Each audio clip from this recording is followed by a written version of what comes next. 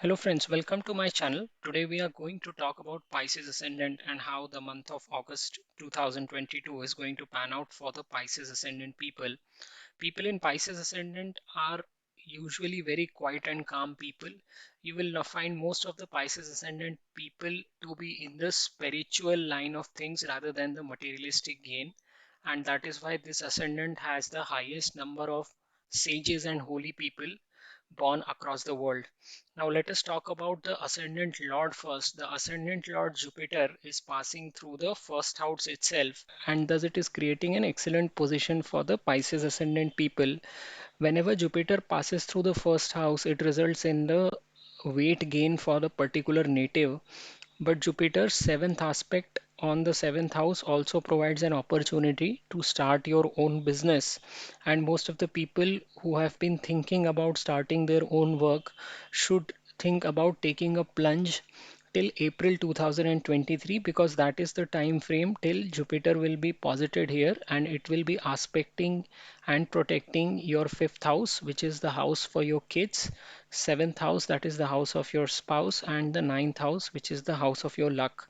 So, Ascendant Lord passing through the ascendant is an excellent position. Till April 2023, Pisces ascendant people will be able to enjoy the fruits of Jupiter in this particular house. Since Jupiter is also passing through the star of Saturn, that also means that they will have a probability to travel to a foreign country or to a place of their choice in the month of August. Now let us also look at the other planets one by one. Saturn and Sun are forming a opposition till 16th of August. And because of this opposition, the Pisces ascendant people, especially those who are students, will face a lot of issues in their study till 16th of August. The other significations of fifth house will also get impacted. So people will face troubles with their kids, they may get into a fight with their kids, and they should avoid all kind of an arguments as far as dealing with kids is concerned.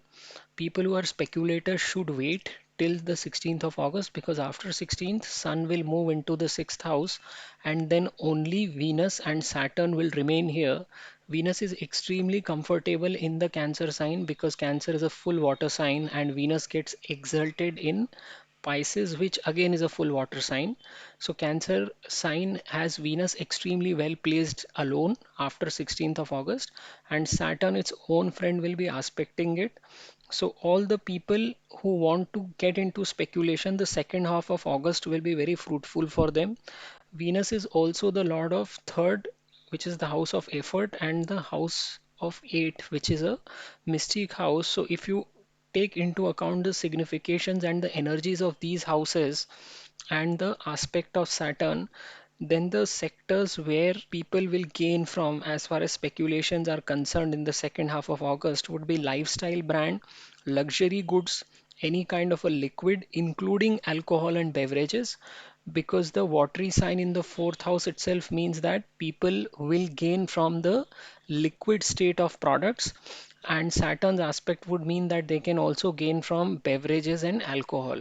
The bigger part here is that how many Pisces ascendant people are actually involved in speculation, because stock market is not something where emotions help. It's much more rational and calculating field to be in, and the presence of Cancer sign here would mean that a lot of Pisces ascendant people would be unfit for speculation because they will bring their emotions in the equation, and which are not very helpful as far as the market is concerned. Rahu is passing through the second house and it is going to continue to dent your finances as well as your impact your speech in a very bad manner. Whenever Rahu passes through the second house, people get into trouble because of their speech, and it also gives very weird kind of a mouth or gum diseases like pyorrhea or certain kind of a dental issues which are not normally seen in individuals. Ketu in the eighth house is going to bring disenchantment with the family members of the spouse, and all those people who are looking for some kind of an inheritance are also going to get disappointed at this time frame, because Ketu is going to liberate the eighth house, and as a result the inheritance factor will also go for a toss. Mercury is the lord of fourth and seventh house and is a very important planet for Pisces ascendant people. Mercury is stationed in the 6th house, which is 12th from the 7th house till 20th of August. So till the time Mercury is posited here, one should avoid getting into arguments with your spouse or business partner, otherwise they are heading towards trouble. All kind of an arguments should be avoided with your spouse. After 21st of August to 25th of October, Mercury will be posited in its own sign in the 7th house and the position will reverse. There would be benefits from business partnerships as well as from your spouse. Jupiter, as I said earlier, is aspecting the 7th house, and Mercury's position in the 7th house will once again provide a further boost to people who are thinking of starting their own business, and this position will remain till 25th of October. So from the time Mercury enters here, 21st August to 25th of October, it's an excellent time frame for starting your own business for Pisces ascendant people. Mars is the owner of second house, which is the house of wealth, as well as ninth house, which is the house of religion and travel.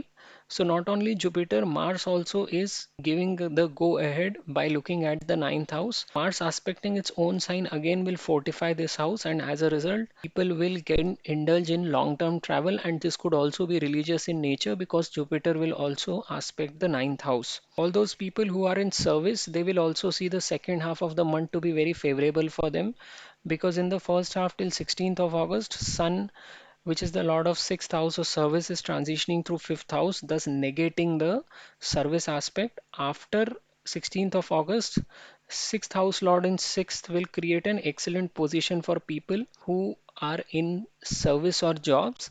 In business, as I said earlier, this again is an excellent time frame. Now there are also certain dates where a person needs to be very careful. These dates are when moon passes through your 6th, 8th and 12th house. So for Pisces ascendant people, the days where they need to take caution are 4th and 5th of August, 12th to 13th of August, and 27th to 28th of August. So overall, this is going to be a very fruitful month for the Pisces ascendant people. So if you have liked this video, please do subscribe to my channel, and thank you very much for watching. नमस्ते दोस्तों, मैं प्रसाद जोशी अपने channel में आपका स्वागत करता हूं। आज हम देखने जा रहे हैं कि मीन लग्न वालों के लिए अगस्त 2022 का महीना कैसे साबित होगा। देखिए, मीन लग्न के लोग जनरली काफ़ी शांत स्वभाव के होते हैं। अगर आप बहुत सारी कुंडलियां खंगालेंगे जो कि मीन लग्न की हैं, तो आपको दिखेगा कि मीन लग्न में अधिकतर साधु संत लोग जन्म लेते हैं। ऐसे लोग बहुत शांति प्रिय होते हैं, आर्ग्यूमेंट्स करना इनको बिल्कुल पसंद नहीं होता है। और चूंकि यहाँ पर गुरु की पूर्ण जल राशि पड़ती है, तो ऐसे लोग बहुत भावुक भी होते हैं। अभी हम अगस्त के महीने की बात करते हैं और लग्नेश से शुरुआत करते हैं। लग्नेश गुरु स्वयं ही लग्न से गुजर रहे हैं। ये एक बहुत अच्छी पोजीशन है। लग्नेश का लग्न से जाना यानी व्यक्ति को ओवरऑल बहुत स्ट्रेंथन करता है। यहाँ पर गुरु जाता है तो व्यक्ति का वजन बढ़ता है, और लेकिन उसी समय गुरु यहाँ पे अच्छा खाने पीने के मौके भी देता है, शायद उसी वजह से लोगों का वजन भी बढ़ता है। लग्नेश लग्न से जाता हुआ सप्तम भाव को देखेगा सातवीं दृष्टि से, तो जो भी व्यक्ति अपना स्वयं का बिजनेस स्टार्ट करने का सोच रहे हैं उनके लिए काफ़ी अच्छा महीना रहेगा। गुरु यहाँ बैठ के पांचवें और नवे भाव को यानी कि आपकी संतति और आपके भाग्य स्थान को भी अपनी दृष्टि से संभालता रहेगा अप्रैल 2023 तक। तो जब तक लग्नेश लग्न में है, मीन लग्न वालों के लिए बहुत अच्छा समय है। 2 अप्रैल 2023 तक ओवरऑल बहुत ही अच्छा समय बीतेगा इन लोगों का। एक नज़र बाकी ग्रहों पर भी डालते हैं। पंचम भाव में सूर्य विद्यमान रहेंगे 16 अगस्त तक, और यहाँ पर वो शनि के साथ प्रत्युति बना रहे हैं। सूर्य शनि आपस में कट्टर दुश्मन है। सूर्य पिता है, शनि बेटा है, इनके आपस में बिल्कुल नहीं बनती है। तो जब यहाँ पे इस तरह की प्रत्युति बनेगी तो पंचम भाव से जुड़ी हुई चीज़ों का परिणाम आपको 16 अगस्त तक मिलेगा नहीं, या उन चीज़ों से काफ़ी तनाव बना रहेगा। भी लोग स्टूडेंट हैं, उनके लिए 16 अगस्त तक का समय काफ़ी मुश्किल है, पढ़ाई में भी मन नहीं लगेगा। और आपके पढ़ने से रिलेटेड जितनी भी चीज़ें हैं, यानी कि आपके टीचर्स हो गए या स्कूल से रिलेटेड एडमिनिस्ट्रेशन, उनसे भी आपके वाद विवाद हो सकते हैं। इसलिए स्टूडेंट्स को 16 अगस्त तक सावधान रहना चाहिए।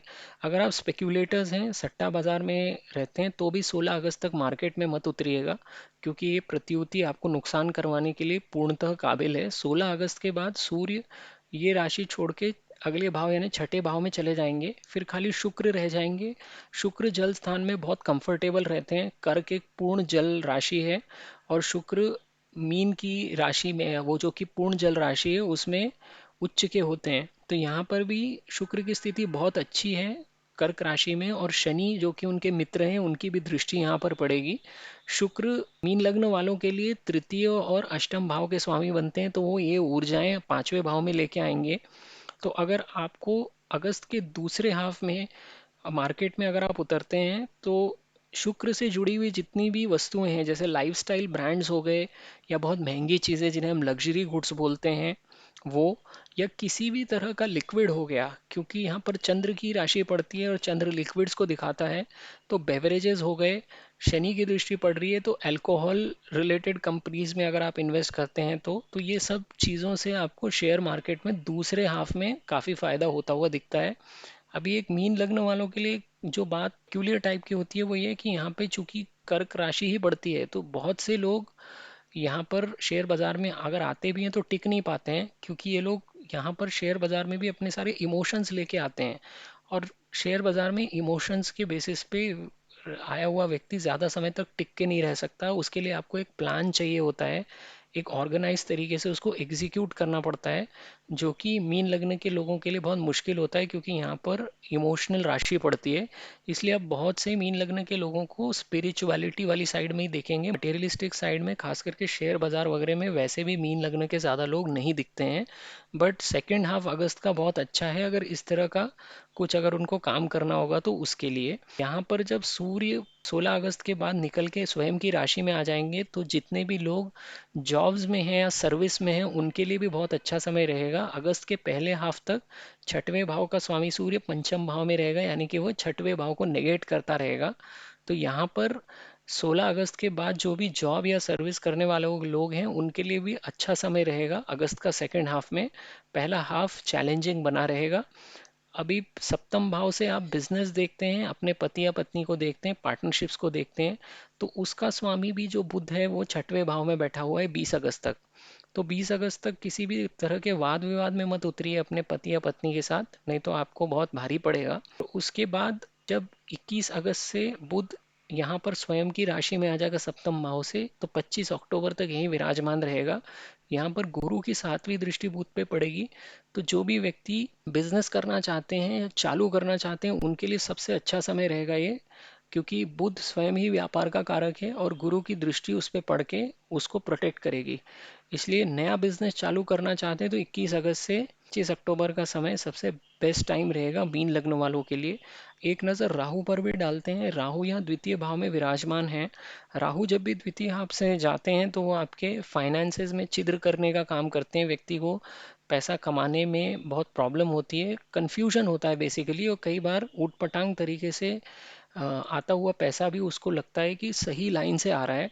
तो कुल मिला के यहाँ से जाता हुआ राहु ना तो आपकी स्वयं कमाए हुए धन के लिए अच्छा है, ना ही वो आपकी स्पीच के लिए अच्छा है। ऐसे लोग अपने परिवार के साथ वाद विवाद में पड़ जाते हैं, क्योंकि वो जिस तरीके की स्पीच इस्तेमाल करते हैं उससे लोग हर्ट हो जाते हैं।